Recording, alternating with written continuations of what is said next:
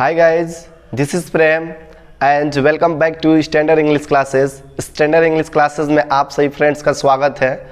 Today I will teach you about demonstrative pronoun. Friends, जैसे कि आप सभी लोग जानते हैं कि मैं आप लोगों को अपने पिछले क्लास में पोसेसिव प्रोनाउन के बारे में पढ़ाया हुआ था, जिसमें ये बताया था कि पोसेसिव प्रोनाउन के डिफिनीशन क्या होते हैं और किस तरह से पोसेसिव प्रोनाउन को पहचाना जाता है. चार्ट के माध्यम से पर्सनल प्रोनाउन को भी, जिसमें फर्स्ट पर्सन, सेकेंड पर्सन और थर्ड पर्सन को समझाया हुआ था. फ्रेंड्स, आप सभी के लिए प्रोनाउन का जो टॉपिक चल रहा है बहुत ही इम्पोर्टेंट टॉपिक है, क्योंकि इस टॉपिक के बिना आप तो न तो एक्टिव वॉइस को समझ सकते हैं और न ही पैसिव वॉइस से. एक्टिव से पैसिव बनाने के लिए जो इम्पोर्टेंट चीज़ होते हैं उसमें प्रोनाउन का इम्पोर्टेंट भूमिका होता है. प्रोनाउन अपना रोल निभाता है जिससे सब्जेक्ट और ऑब्जेक्ट बनाए जाते हैं. उसी तरह नरेशन में भी ये जो प्रोनाउन होते हैं ये प्रोनाउन चेंज आते हैं. तो अगर आप ये सोच रहे हैं कि प्रोनाउन आपके लिए इम्पोर्टेंट नहीं है तो ये सोचना बंद कर दीजिए. प्रोनाउन आपके लिए बहुत ही इम्पोर्टेंट है, इसीलिए आप प्रोनाउन को ध्यान से पढ़ें ताकि एक्टिव से पैसिव बनाना या नरेशन में आपको किसी प्रकार का कोई सामना न करना पड़े, किसी प्रकार का कोई दिक्कत न हो. तो आइए आज का जो टॉपिक है डेमोन्स्ट्रेटिव प्रोनाउन. डेमोन्स्ट्रेटिव प्रोनाउन में हम देखते हैं कि डेमोन्स्ट्रेटिव प्रोनाउन किसे कहते हैं और डेमोन्स्ट्रेटिव प्रोनाउन क्या होता है. आइए हम देखते हैं. पार्ट थर्ड चल रहा है आपका डेमोन्स्ट्रेटिव प्रोनाउन, जिसको हिंदी में कहा जाता है संकेतवाचक सर्वनाम. सबसे पहले बात कर लें कि संकेतवाचक सर्वनाम होते क्या हैं. तो ऐसे वर्ड जो क्या करें, किसी नाउन की ओर संकेत करें, किसी नाउन की ओर इशारा करें, उसे संकेतवाचक सर्वनाम कहते हैं. जैसे अभी स्टार्ट मैं जब किया हूँ अपना क्लास तो मैं पहले ही बोला हूँ हाय गाइज दिस इज़ प्रेम. तो मैं क्या किया हूँ कि अपने को डेमोन्स्ट्रेट किया हूँ, संकेत किया हूँ कि मैं प्रेम हूँ. तो आप देखें कि हम दिस का यूज किए हैं. तो इस प्रकार से जो भी दिस होता है, दैट होता है, दीज होता है, दोज होता है, सच होता है, वन होता है, ये सारे के सारे जो होते हैं डेमोन्स्ट्रेटिव प्रोनाउन होते हैं. तो आइए हम जान लेते हैं, इसका डिफिनीशन जान लेते हैं. डिफिनीशन क्या होता है संकेतवाचक सर्वनाम का. तो जो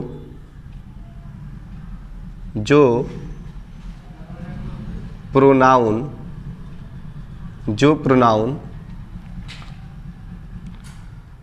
किसी नाउन की ओर संकेत करते हैं उसे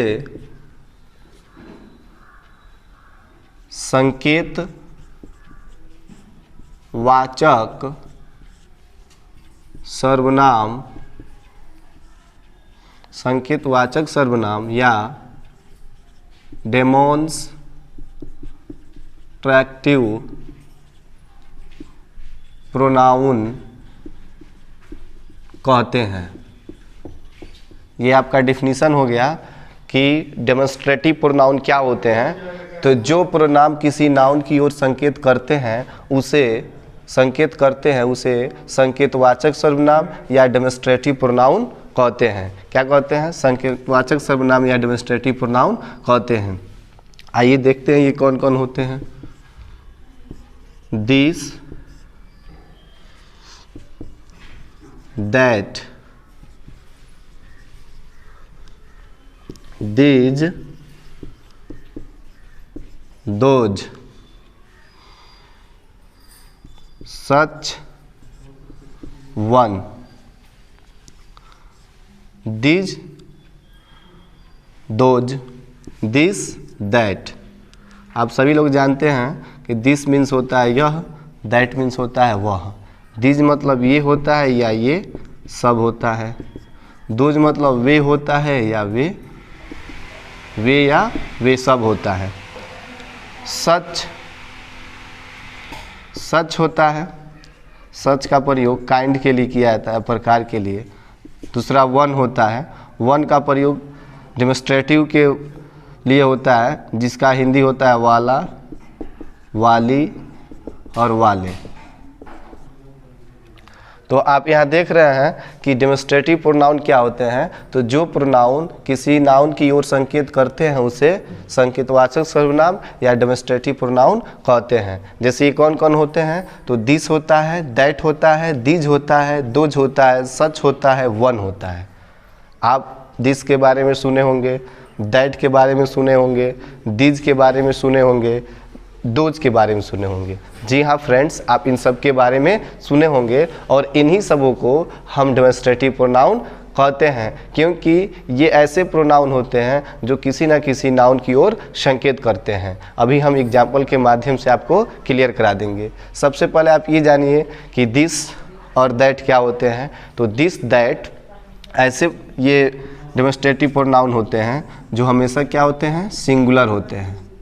क्या होते हैं, तो सिंगुलर होते हैं। दिस दैट क्या होते हैं, सिंगुलर होते हैं। उसी तरह दीज और दोज जो होता है, दीज और दोज ये प्लूरल होते हैं। क्या होते हैं, प्लूरल। यानी दिस और दैट का प्रयोग केवल सिंगुलर के लिए होता है, केवल एक के लिए होता है, जबकि दीज और दोज का प्रयोग एक से अधिक के लिए होता है। मैं आपको बता दूं कि दीज जो होता है, ये दीज वह दिस का बहुवचन होता है। दिस का बहुवचन कौन होता है, तो दीज होता है। दैट का बहुवचन कौन होता है, तो दोज होता है। दैट का बहुवचन दोज होता है। या ऐसे भी कह सकते हैं कि दीज का एक वचन दिस होता है और दैट का एक वचन, दोज का एक वचन दैट होता है। तो आप ये जानिए कि दिस और दैट का प्रयोग केवल सिंगुलर के लिए होता है, केवल एक वस्तु के लिए होता है या केवल एक प्राणी के लिए होता है। उसी तरह दीज या दोज का प्रयोग जो होता है एक से अधिक के लिए किया जाता है। अब सवाल ये है कि कब दिस लगाते हैं, कब दैट लगाते हैं। तो अगर ऐसे साधारण समझते हैं तो जहाँ यह होता है वहाँ दिस का यूज करते हैं, जहाँ वह होता है वहाँ दैट का यूज करते हैं। उसी तरह जहाँ ये सब होता है दीज का यूज करते हैं, जहाँ वे सब होता है दोज का यूज करते हैं। अगर ऐसे समझाना है डिफिनीशन के माध्यम से तो आप कह सकते हैं कि दिस और दैट ये दो चीज़ है, तो दिस का प्रयोग और दीज का प्रयोग, ये जो दिस है और दीज है, इन दोनों का प्रयोग नियर के लिए होता है। नियर मतलब नज़दीक के लिए। कोई चीज़ नज़दीक हो, आपके पास हो, आपके समक्ष हो, जिसे आप टच कर सकते हैं, वहाँ आप दिस और दीज का प्रयोग करते हैं। और दैट और दोज का प्रयोग जो होता है वो फार में होता है। फार मतलब दूर के लिए होता है, मतलब जो चीज़ आपसे क्या हो, दूर हो। जो चीज़ आपसे दूर हो उसे आप टच नहीं कर सकते हैं, उसके लिए आप क्या करते हैं, तो दैट या दोज का प्रयोग करते हैं। अगर एक होता है तो दैट का प्रयोग करते हैं, एक से अधिक होता है तो दोज का प्रयोग करते हैं। उसी तरह ये दिस और दीज है, अगर ये नज़दीक के लिए प्रयोग होता है, अगर एक होता है तो दिस लगाते हैं, एक से अधिक होता है तो दोज लगाते हैं। जैसे आप कहेंगे कि यह कलम, जैसे आप देख रहे हैं यह कलम, मैं यहाँ आपको समझा रहा हूँ यह कलम, तो यह कलम ये डेमोस्ट्रेट इस कलम को कर रहा है, डेमोस्ट्रेट कर रहा है, संकेत कर रहा है। तो जैसे लग रहा है कलम क्या है, मेरे पास है, मेरे नज़दीक है, तो यह कलम दिस पेन। अभी कहेंगे वह लड़का दैट बॉय, वह लड़का दैट बॉय, जैसे लग रहा है हमसे दूर है। उस लड़की की ओर संकेत तो कर रहा है दैट, लेकिन लग रहा है दूर है। तो नज़दीक के लिए दिस का प्रयोग, दूर के लिए दैट का प्रयोग, लेकिन कितने के लिए, केवल एक के लिए।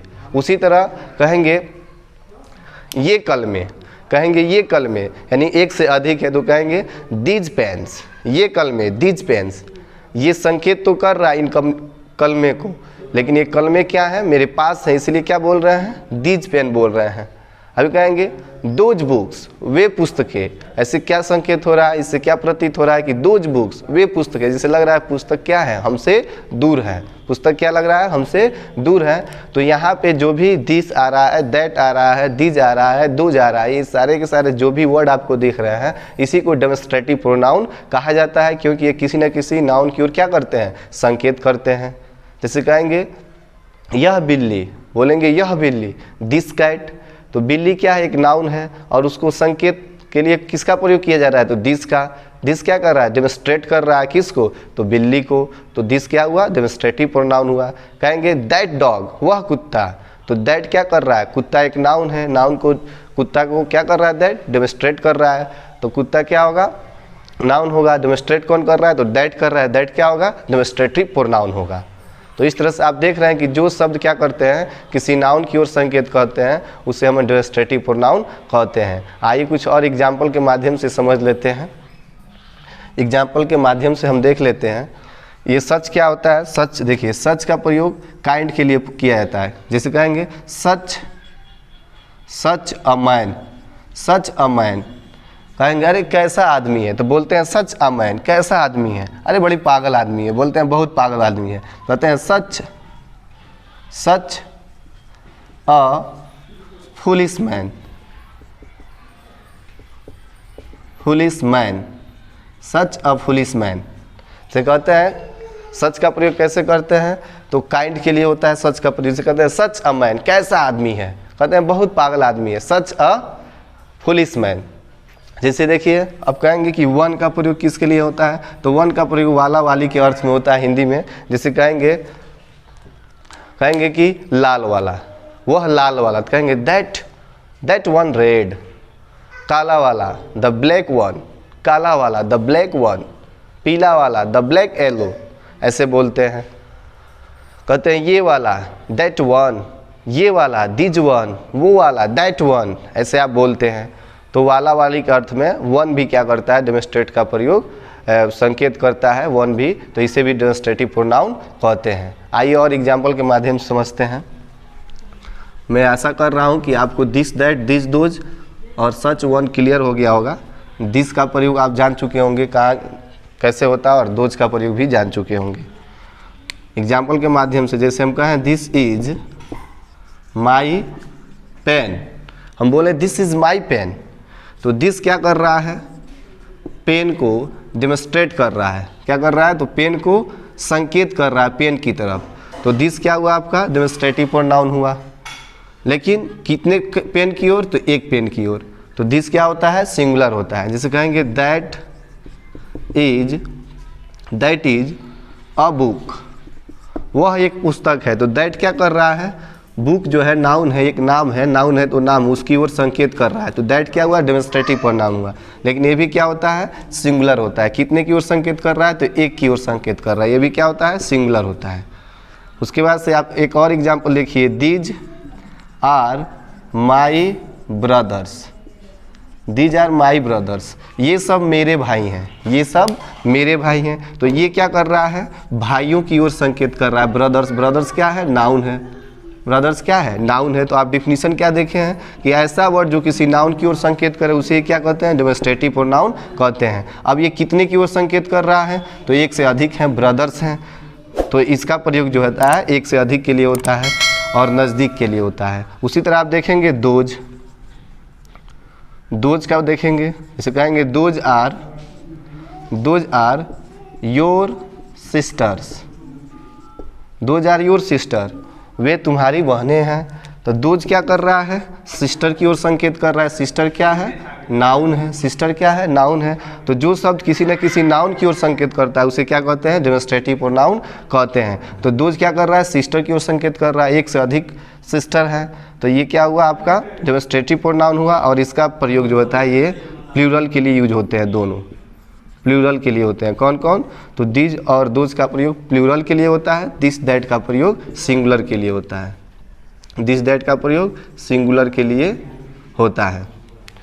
तो इस तरह से आप एग्जाम्पल के माध्यम से समझ गए कि जो दिस होता है वो किसी नाउन की ओर संकेत करता है, जो दैट होता है किसी नाउन की ओर संकेत करता है। इसीलिए इन दोनों को डेमोस्ट्रेटिव प्रोनाउन कहा जाता है, लेकिन एक की ओर संकेत करता है, इसीलिए इसे सिंगुलर कहा जाता है। जैसे आप समझ गए, दीज क्या करता है, किसी नाउन की ओर संकेत करता है, दोज क्या करता है, किसी नाउन की ओर संकेत करता है। इसलिए इन दोनों को क्या कहता है, डेमोस्ट्रेटिव प्रोनाउन कहा जाता है। और कितने की ओर संकेत करता है, तो एक से अधिक की ओर संकेत करता है, इसीलिए इसे प्लूरल कहा जाता है। एक बात और आपको बता दूं, नोट में आप यहाँ समझिए कि ये जो आपको दिस या दैट, दीज या दोज, ये आपको अगर कहीं भी दिखेंगे तो इनके बाद कोई ना कोई वर्ब जरूर होगा, कोई ना कोई वर्ब जरूर होगा। वर्ब मतलब helping verb, is, am, are, जो भी हो, कोई ना कोई यहाँ दिखेगा। अगर वर्ब है तभी ये डेमोस्ट्रेटिव प्रोनाउन है, अगर इसके बाद वर्ब है तभी डेमोस्ट्रेटिव प्रोनाउन है, अन्यथा डेमोस्ट्रेटिव प्रोनाउन